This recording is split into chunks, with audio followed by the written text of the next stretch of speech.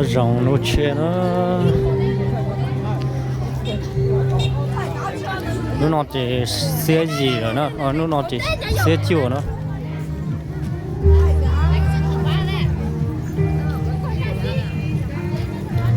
chế xe hỏi nó chế cô sợ đợi chỉ tao tôi xì thế chế cô chỉ tao họ trông thế đó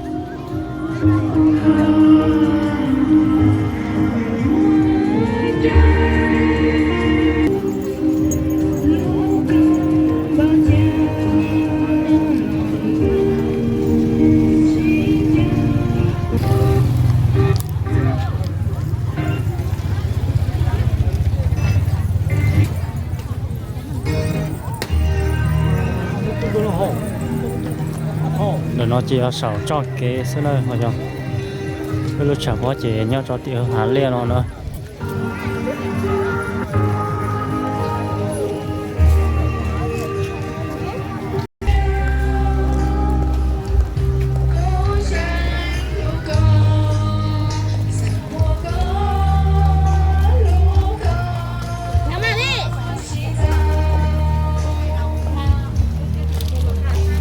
chỉ mong ta tỏ to nó ta tỏ to chung thành nữa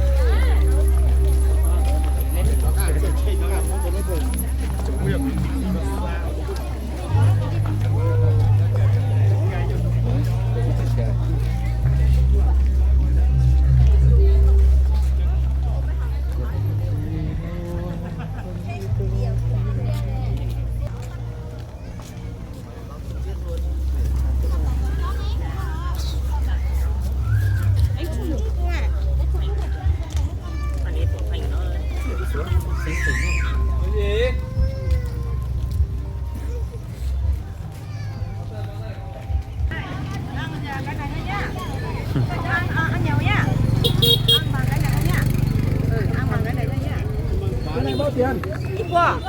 Ít của là bao tiền? 50. 50 là 200. Thì sẽ có một miếng kẹp ra. hôm nay nghỉ chợ à? Nó cái kia à? Nó cái kia à? Thì ở ra. Đặc sản là vùng đặc sản trên miền núi nhá mọi người. Để lên một lần đâu giá này chỉ kho chỉ chơi rau rùa chỉ chơi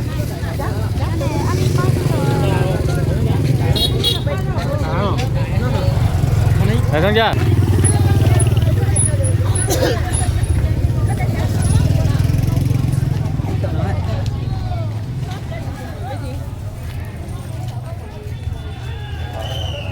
nó kia đã hả?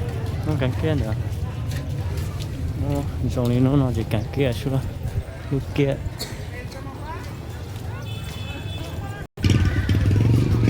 chỉ phải nó chỉ là lâu bàn phải nó chỉ phải một cái một sai rồi chỉ là lâu bàn phải nó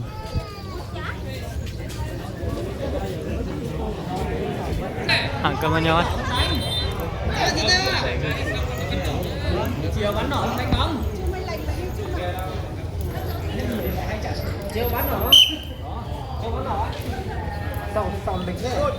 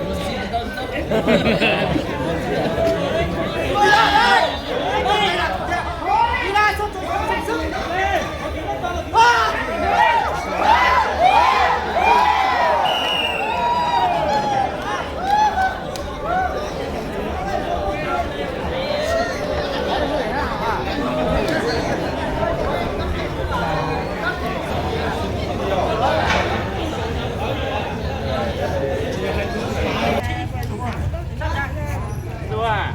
打住啊！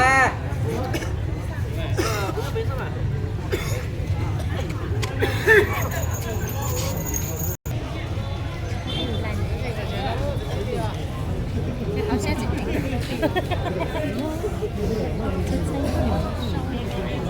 啥子？这等家人家在人生等等拆了。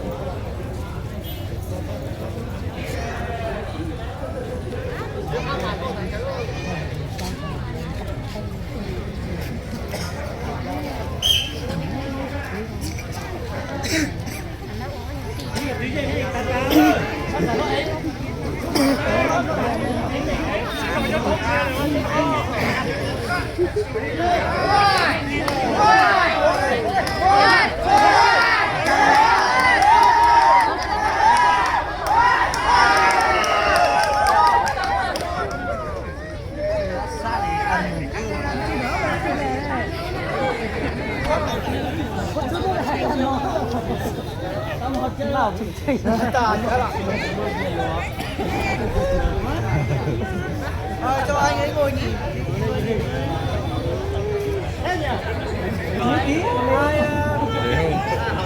Sao à? Không lo của họ có cái của họ. Đó, qua đấy mà tao. Áp phải cưng nữa. 住他，你下回去，你下回住他，你看等等。啊，你去你下，我你起来。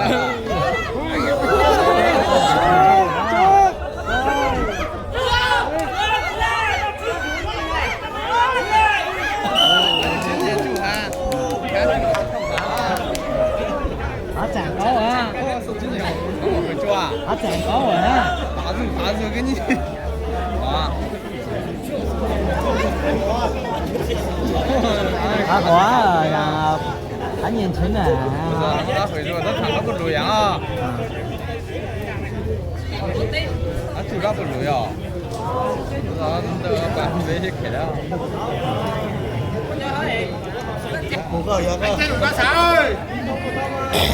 Kẹt hai nha.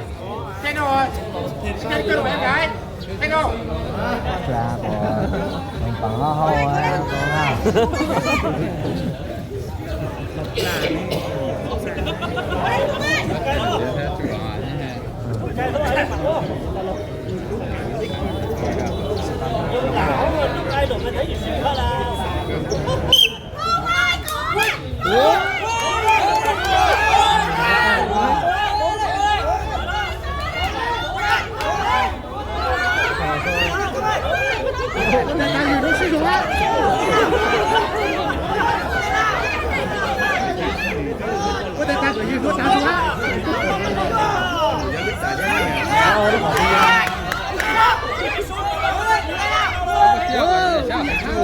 Giữ tay hả? Chịu cái này khỏe. Giữ tay này hả? Chịu cái này khỏe.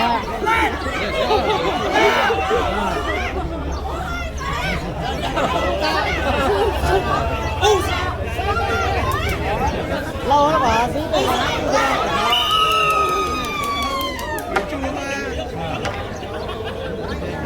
Căng liền phải chịu á, người ta phải chó. Nên tôi muốn ta điều. Rất chó này.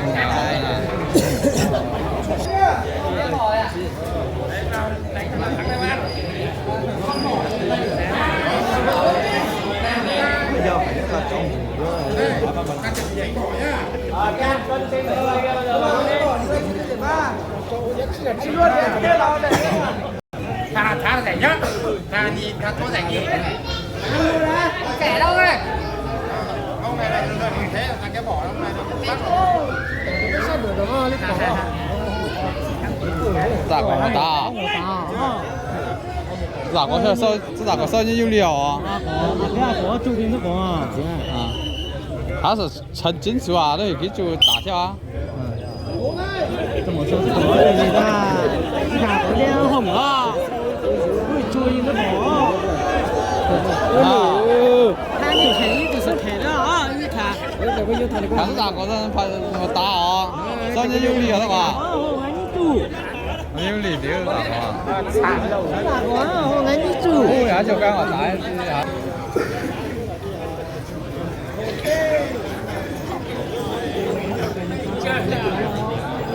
大官。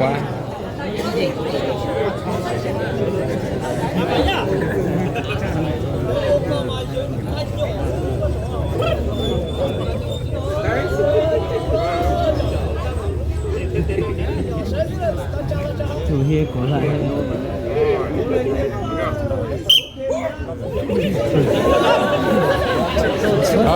那个小咪咪的大瓜。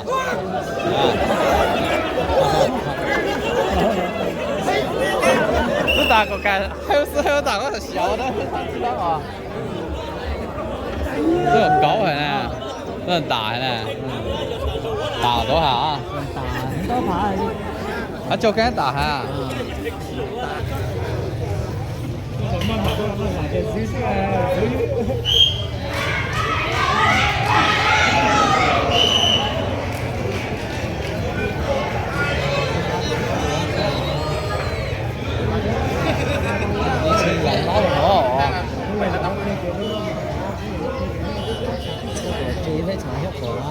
阿明個人放下先啦，放下。係嗰度下放下先啦，即係喺牙嗰份用力的他嘞，他敢等着很出来的，不会。太长了啊！你这种是干啥？太长了。对啊。啊，那有理啊，中文。那个有记者有理啊。好的。我咋回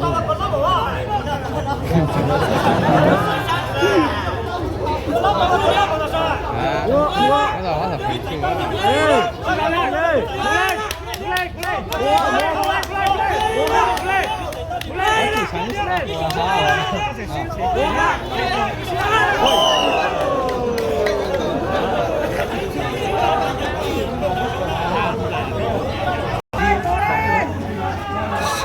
Cố lên em. Này về chưa? Từ từ. Đây à?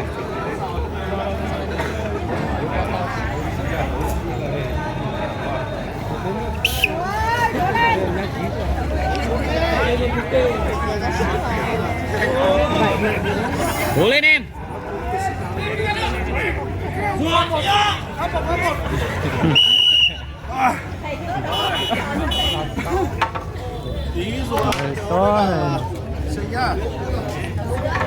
Cái chọn đi. Lấy cái chổi quét ấy Trung ơi.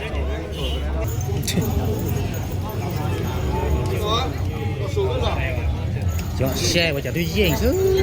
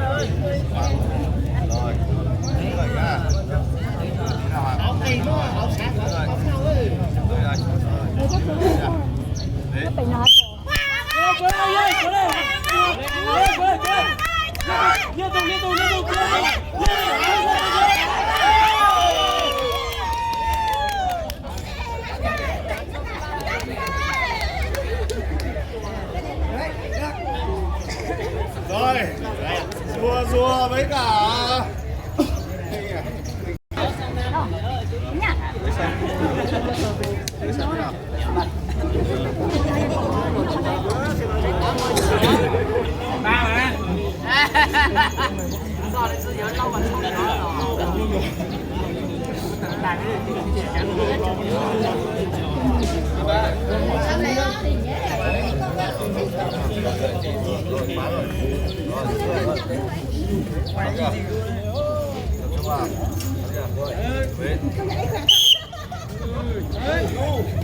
Ôi, thủ thấp xuống rồi thấp xuống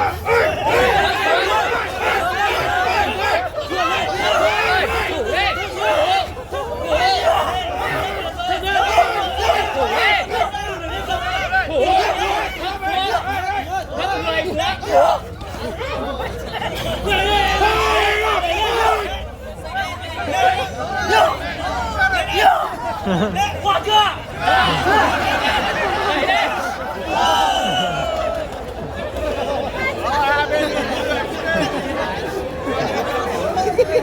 hạ cái gỗ thủ đi em ơi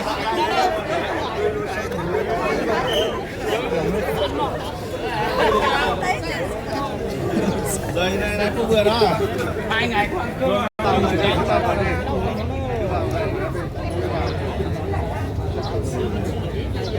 nhà tụi nó bán miếng rất sự tụi con lùi rồi con lủng thì không mua rủ này tụi con tiền buôn nhà tụi nó yếu hổ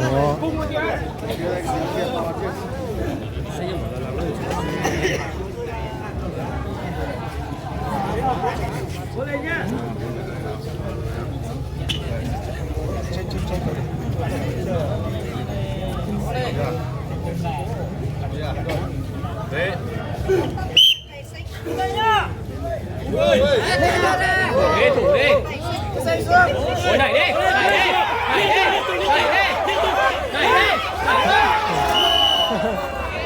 game plan thì ta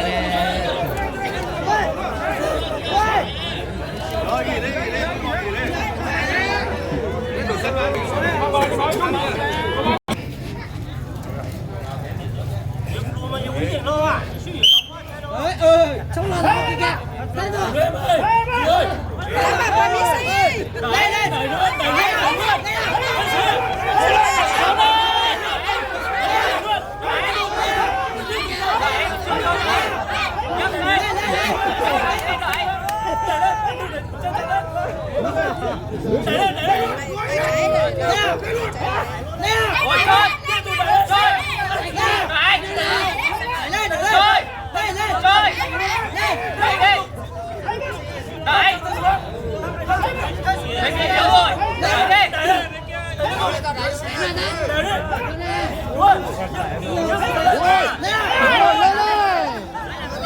Mày không có xanh nữa.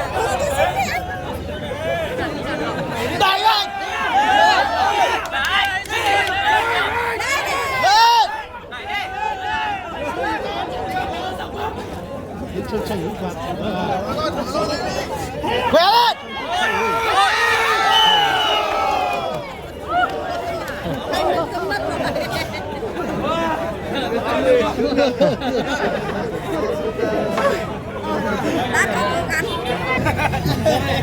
Bạn này làm gì nhỉ?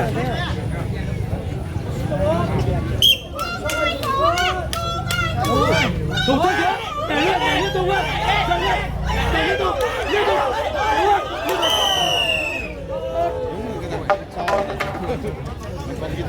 Không phải cân thì có thấy bạn đấy đâu.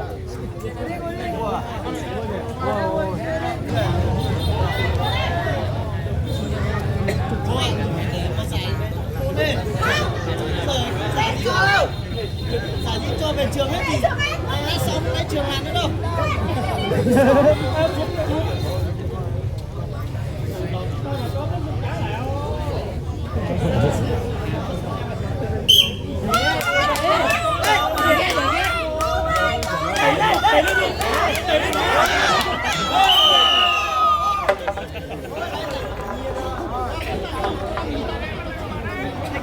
Gần 70 giảm đá bị hạ cho 60 thì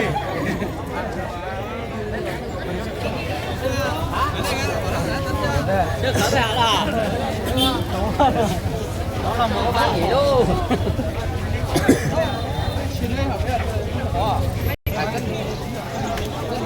Long thì chẳng có